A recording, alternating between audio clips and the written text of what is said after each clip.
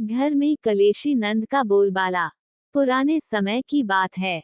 एक गांव में सुधा नाम की लड़की रहती थी। वह बहुत ही समझदार, संस्कारी और शांत स्वभाव की थी। उसके माता पिता ने उसे अच्छे संस्कार दिए थे और सिखाया था कि परिवार में शांति बनाए रखना सबसे महत्वपूर्ण होता है। सुधा की शादी पास के ही गांव में विनय नाम के युवक से हो गई। विनय का परिवार संपन्न था, लेकिन वहां एक समस्या थी। उसकी छोटी बहन मीना, जो कि बहुत ही झगड़ालू और कलेश करने वाली लड़की थी। जब सुधा पहली बार अपने ससुराल पहुंची, तो उसने देखा कि परिवार का माहौल बाहरी रूप से तो बहुत अच्छा था, लेकिन अंदर ही अंदर एक असंतोष फैला हुआ था। सबसे बड़ा कारण थी मीना। मीना को झगड़ा करना बहुत पसंद था। वह हमेशा किसी न किसी को उकसाने का बहाना ढूंढती थी। मीना को यह अच्छा नहीं लगा कि अब घर में एक नई बहू आ गई है, जो घर के कामकाज में हाथ बटाने लगी है और जिसे सभी पसंद भी करने लगे हैं। उसे ये डर सताने लगा कि अब उसकी पहले जैसी अहमियत घर में नहीं रहेगी।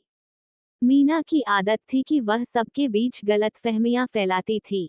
कभी वह माँ से कहती, भाभी ने आपके लिए ठीक से खाना नहीं बनाया। कभी भाई से कहती, भाभी आपसे झूठ बोलती हैं।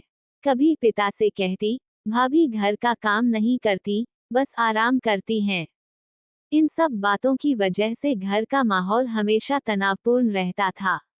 कोई किसी पर विश्वास नहीं करता था और हर किसी के मन में दूसरे के लिए संदेह पैदा हो गया था। सुधा ने देखा कि यदि वह भी इस माहौल में उलझ गई, तो घर का माहौल और खराब हो जाएगा। उसने सोचा कि इस समस्या का हल निकालने के लिए उसे बुद्धिमानी और धैर्य से काम लेना होगा। उसने देखा कि मीना सिर्फ बहस करवाने और लोगों को भड़काने में रुचि रखती थी। उसे यह आदत बचपन से ही थी, क्योंकि उसकी माँ उसे बहुत अधिक लाड़ प्यार देती थी और उसकी गलतियों को नजरअंदाज कर देती थी। इसी कारण वह ये मानने लगी थी कि वह जो भी कहेगी, वही सही होगा। एक दिन सुधा ने मीना से बहुत प्यार से कहा, मीना, मुझे तुमसे कुछ सीखना है। तुम तो घर के हर सदस्य के स्वभाव को बहुत अच्छे से समझती हो। मीना को पहली बार किसी ने इस तरह सराहा था, तो वह खुश हो गई और बोली, हाँ भाभी, मैं तो सबको बहुत अच्छे से जानती हूँ। सुधा ने फिर कहा, तब तो तुम मुझे ये भी बता सकती हो कि किसे क्या पसंद है, जिससे मैं सभी की पसंद के अनुसार काम कर सकूं और घर में शांति बनी रहे। मीना को लगा कि अब घर में उसकी बात और मानी जाएगी, तो उसने सबके बारे में सुधा को बताना शुरू कर दिया। धीरे धीरे, जब भी मीना कोई गलतफहमी फैलाने की कोशिश करती, तो सुधा उसी समय मीना की कही हुई बातों को सबके सामने स्पष्ट कर देती।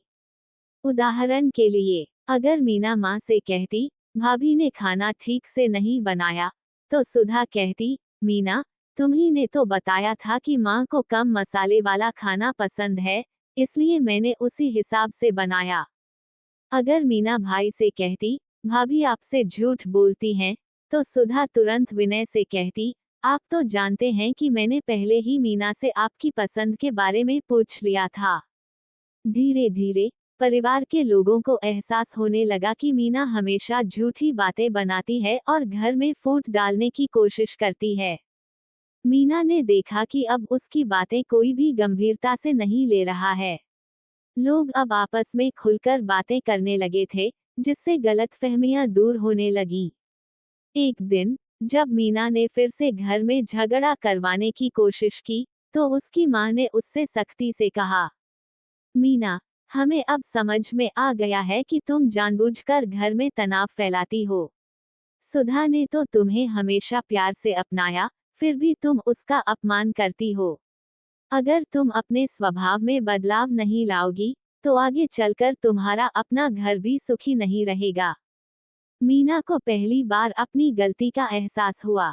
उसने सोचा कि अगर वह इसी तरह झगड़े करती रही, तो भविष्य में कोई भी उसे पसंद नहीं करेगा। धीरे धीरे उसने अपनी आदत बदलनी शुरू कर दी।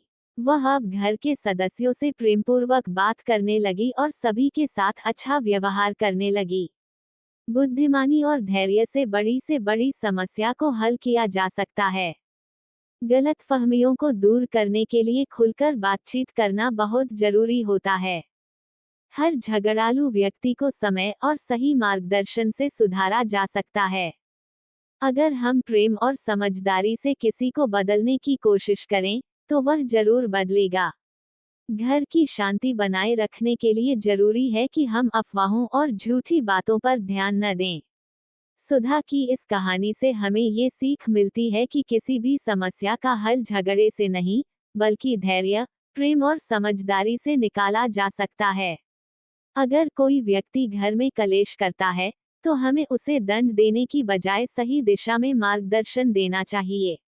प्रेम और व्यवहार कुशलता से हम किसी भी नकारात्मक व्यक्ति को सकारात्मक बना सकते हैं।